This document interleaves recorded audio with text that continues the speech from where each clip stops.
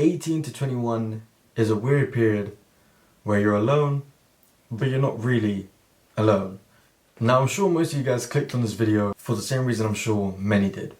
You might just be confused on what to do in this very moment. You have literally no idea what to do at all in life. You might just be looking for general advice, or you've literally just clicked on this video for no literal reason. Either way, I'm not going to try to take up most of your time because I know a lot of you guys have the attention span of a literal peanut. But either way, let's just get straight on into it.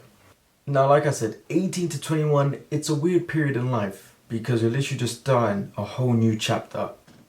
But the way society has made us feel nowadays is that, you should already know what to do from 18 onwards. As soon as you leave school, you should know exactly what you want to do.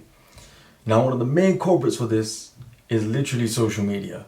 What you're doing right now, doom scrolling, everything is the main reason why you right now have no idea what you want to do. You have so many things chucked at you. Job offer here, jobs this, you should be doing this, you should be doing that. People say do YouTube, people say do TikTok, people say dropshipping, people say copywriting, wherever it is. To where it's leaving you absolutely confused to where you don't know what you want to do yourself. Now, social media is one of the worst things in this generation for that one reason. These kids at 16, 15, 14, they're making unimaginable amounts of money. And kudos to them, of course. They've put in the grind, they've put in the work. Now, all this that's been chucked to you of social media kids just making so much more money is putting so much pressure on yourself to where now you are confused because you don't know what to do because you're given so much pressure, unnecessary pressure, which you don't even know that you're giving to yourself, but because you've been watching it all the time on your phone, it's just happening to you automatically.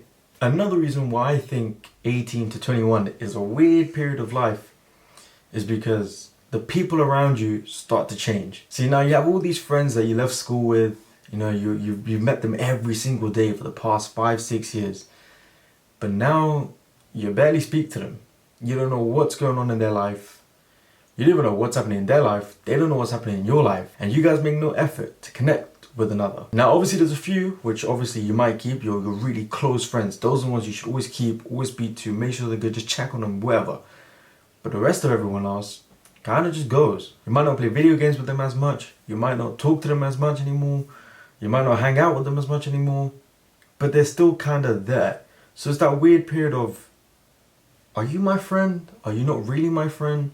And that does play a big part in your head because you don't know who to trust, you don't know who to really hang out with, you don't know who really has your best interests at heart anymore. From someone who's done the 18 to 21 range, as I'm turning on to 22, obviously it's still kind of the same, but I've left university now, well, I've started a whole new career now, I'm doing stuff that I felt like I should have done before, of course.